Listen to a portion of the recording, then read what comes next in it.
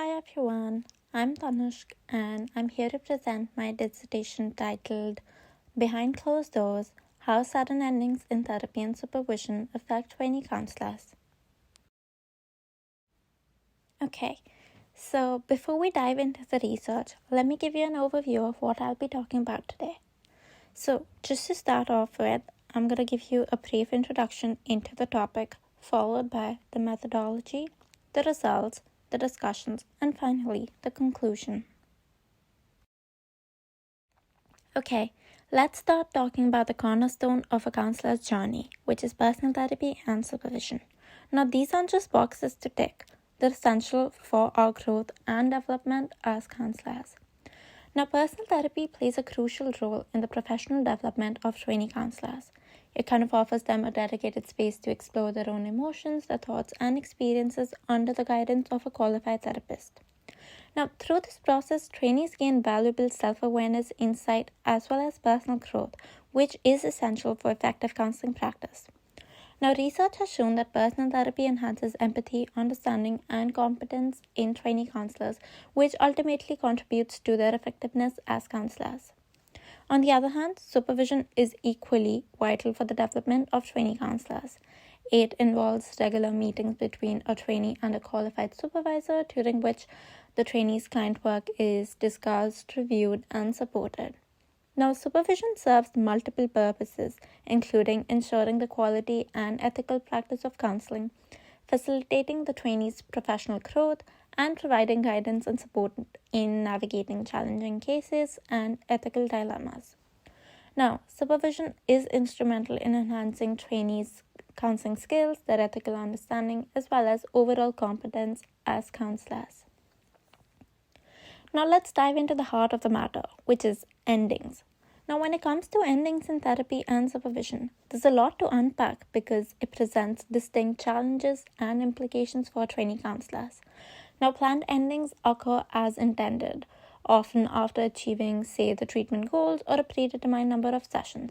And these endings typically involve closure, reflection, which kind of allows both parties to review the progress that's been made, express gratitude, and prepare for the termination. In contrast, sudden endings, as the name suggests, occurs quite unexpectedly due to various reasons, which could be unavailability, relocation, or sometimes even interpersonal conflicts. And these endings disrupt the therapeutic process, leaving the trainees with, say, feelings of loss, abandonment, and unresolved issues. Okay, so despite the extensive research on therapeutic and supervisory endings, there is a noticeable gap in literature concerning sudden endings specifically, especially from the perspective of trainee counselors. Now, while planned endings have been thoroughly studied and discussed, sudden endings have received quite limited attention. And this gap is concerning because sudden endings can have significant implications for trainee counselors' professional as well as personal development. And this lack of focus on sudden endings underscores the need for further research to kind of understand their experiences, their challenges, and implications. Now, keeping this in mind, the central research question guiding this study is: how do trainee counselors navigate and experience sudden endings in their personal therapy and supervision, and what are the professional and emotional implications of these experiences? Now, the question aims to delve into the lived experiences of trainee counselors confronting the sudden endings in their personal therapy and supervision, with examining the emotional and professional dimensions of these encounters. Okay, so let's delve into the intricacies of our study. We begin by selecting participants through purposive sampling, ensuring that they met specific criteria, which is they need to be aged 18 and above, actively practicing counseling with at least one client, pursuing a recognized counseling qualification, and holding membership in a UK counseling organization, which could be BACP, UKCP, NCS, etc. Now, our research design employed a qualitative approach, utilizing thematic analysis to kind of sift through the collected data, identifying recurring patterns and themes. As for the procedure, recruitment was conducted via online platforms relevant to counseling, which provided a link for potential participants to kind of provide their demographic information. Semi-structured interviews lasting 40 to 60 minutes were conducted, which allowed the participants to kind of share the experiences with the sudden endings and address their emotional, professional, and personal aspects. Now, interview recordings were then transcribed meticulously to ensure accuracy, with participants given the opportunity to kind of review and amend the transcripts for data integrity. And then finally, thematic analysis was employed to kind of distill key insights which aligned with our research objectives. Finally, ethical considerations were paramount, with informed consent obtained, confidentiality maintained, and participants reassured of the right to kind of withdraw without any repercussions. And lastly, ethical approval was secured from the Institutional Review Board. So based on the thematic analysis, 4 main themes were found. First, emotional response, with the subthemes of emotional distress and coping in the face of sudden endings. Second, navigating transitions, with the subthemes of practical hurdles, adjusting to change, and establishing trust. The third theme was impact on professional practice, with the subthemes of evolving professional identity and assessing professional impact. And the last theme was reflective learning. So now that we've identified the findings and the themes that we found from our interviews, what do these findings actually mean? Okay, so in terms of emotional response, our study provides valuable insights into the diverse emotional landscape experienced by participants following the sudden endings in their personal therapy and supervision. So from feelings of frustrations and disappointment to shock and loss, participants traversed a spectrum of emotions which reflects the profound impact of sudden endings on their emotional well-being. Now, these emotional responses are not merely transient reactions, but have tangible implications for trainee counselors' professional abilities.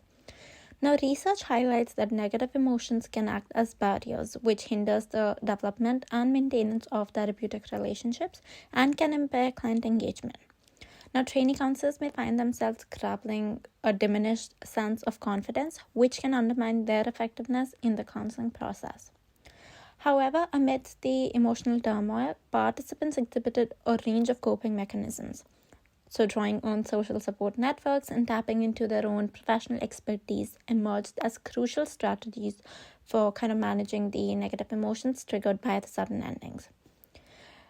Now, having effective coping strategies is essential for maintaining emotional well-being and sustaining professional efficacy in the face of adversity. So in that sense, our findings underscore the pivotal role of social support in buffering against the adverse effects of sudden endings. Now, research has shown that social support not only reduces negative feelings, but also promotes psychological flexibility, which enables individuals to kind of adapt to, the challenging circumstances more effectively. And moreover, social support fosters professional development by kind of providing a more nurturing environment for reflection, learning, as well as growth. So next is navigating transitions. Now, our study provides valuable insights into the practical and logistical hurdles encountered by participants as they navigated the transition to a new therapist or a new supervisor following the sudden ending. Now, the challenges ranged from financial barriers to compatibility concerns, which highlights the multidimensional nature of this process. So, one significant barrier identified by participants was the cost associated with personal therapy and supervision. And the financial burden can exacerbate stress and anxiety, particularly for trainees who've already got quite limited resources. Additionally, compatibility emerged as a crucial factor which influenced the transition process. Now, research emphasizes the importance of alignment in terms of training, education, and theoretical orientation between trainee counselors as well as their new therapists or supervisors. And misalignments in these areas can kind of hinder the development of trust and rapport, which creates challenges in establishing a more productive therapeutic or supervisory relationship. Now, our study highlights how demographic and personal values compatibility can affect how trainee counselors adapt to change. So some participants found it easier to kind of transition when there was an alignment in, say, the demographics and personal values with their new therapist or supervisors. However, for others, this alignment was kind of lacking, which led to struggles with unclear expectations or role clarity in the new therapeutic or supervisory relationship.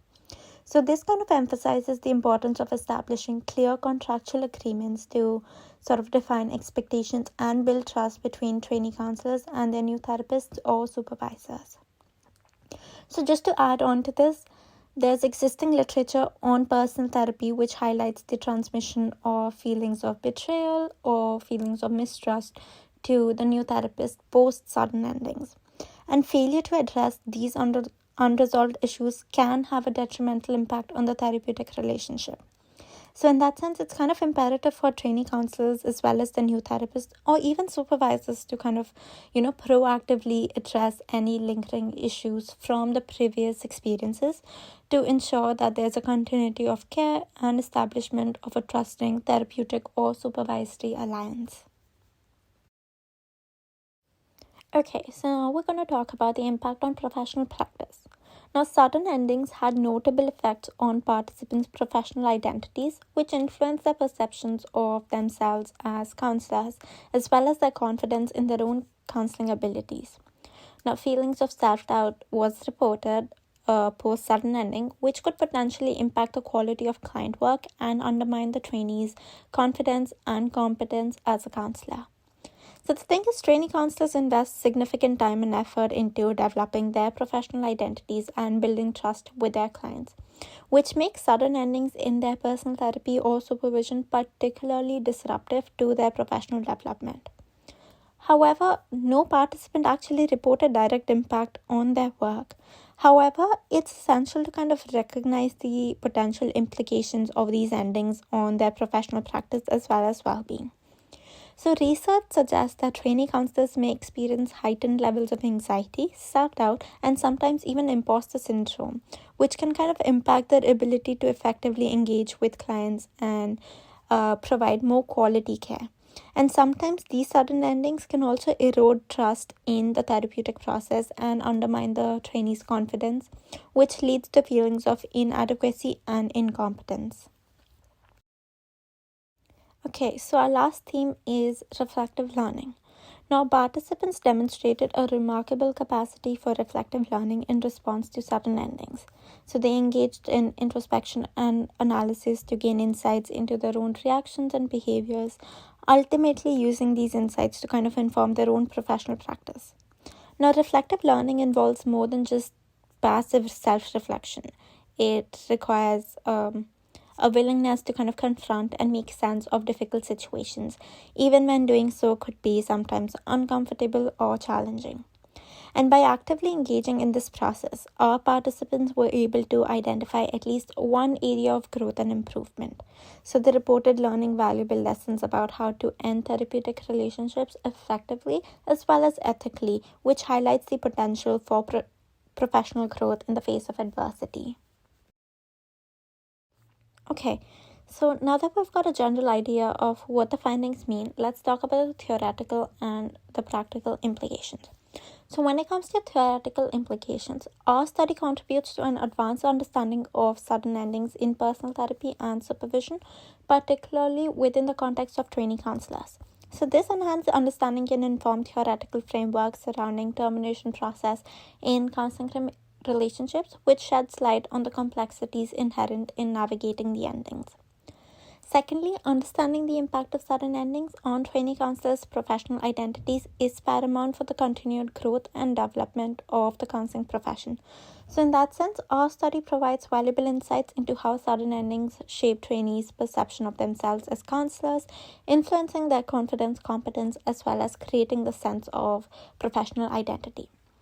And third, our study delves into the intricate interplay between professional and personal growth in response to adversity, which offers insights into trainee counselors' overall development. So by examining how trainees navigate sudden endings and the subsequent emotional and professional implications, we gain a deeper understanding of the complex interactions between personal experiences and professional practice. Now, what are the practical implications? First, our study underscores the importance of peer support services within the educational institutions to kind of provide trainee counselors with the opportunities for support and validation. So it can offer the safe space for trainees to kind of share their experiences, seek guidance, and receive validation from their peers who kind of understand the unique challenges that they face. Second, free of cost personal therapy and supervision. Now, ensuring that the accessibility of free of cost personal therapy and supervision is kind of essential for promoting the emotional well-being of trainee counselors. Now, financial barriers should not be a deterrent to kind of accessing the support and guidance that's necessary for trainees to kind of thrive in their professional roles. So I feel like educational institutions and other counseling placements or organizations can play a pivotal role in kind of providing subsidized or free of cost therapy and supervision services to trainees, thereby prioritizing their emotional well-being and fostering a culture of self-care and support within the profession. And last, implementing various professional development initiatives, which could be as workshops, seminars, or other training programs, which can further support the growth and development of trainee counselors. Okay, so what are the limitations of the study? Now, one of the primary limitations of this study is the influence by contextual factors such as organizational culture and institutional policies. Now, these factors can shape trainee counselors' experiences of sudden endings by kind of influencing the availability of support services, the prevalence of termination policies, and the overall climate of openness and transparency within the organization. However, these contextual factors were not systematically accounted for or explored in the study, which kind of limits the generalizability of the findings. Now, another primary limitations of this study stems from the inherent subjectivity that's involved in thematic analysis. So we made efforts to kind of mitigate this limitation through inter-data reliability checks. However, it's also essential to acknowledge that some degree of subjectivity may still influence the analysis process. And now, keeping this in mind, one avenue for future research could involve integrating qualitative methods into quantitative study design. Now, by employing a mixed methods approach, researchers could gain a more comprehensive understanding of the phenomena, allowing for triangulation of findings and deeper insights into the complex interplay of factors that influence trainee counselors' experience of sudden endings. And another promising area for future research is the exploration of attachment styles and their role in shaping trainee counselors' responses to sudden endings. Now, attachment theory kind of posits that early attachment experiences influence individuals' interpersonal relationships and emotional regulation throughout their life. So in that sense, understanding the trainee counselors' attachment styles and how they relate to their experiences of sudden endings could provide valuable insights into the underlying mechanisms that kind of drives their emotional responses, their coping strategies, and professional development trajectories. Okay, so to conclude, it is imperative to acknowledge the profound emotional impact of sudden endings in therapy and supervision, recognizing them not merely as setbacks, but as critical learning experiences in the journey of professional development. And by acknowledging and addressing the emotional toll of sudden endings, trainee counselors can harness these experiences as a catalyst for growth as well as self-discovery. Additionally, prioritizing self-care and seeking professional help are paramount in effectively navigating the challenges that's posed by sudden endings and kind of improving the client care. Now, trainee counselors must prioritize their own well-being to effectively support the well-being of their clients. And lastly, employing reflective learning, seeking peer support, and advocating for systemic changes are essential steps in promoting counselor well-being and ensuring a more positive outcome for both counselors and clients. And this can finally contribute to the creation of a supportive and nurturing environment that prioritizes trainee counselors' well-being. So thank you all so much for listening into my presentation. And if you have any questions, feel free to drop a comment down below.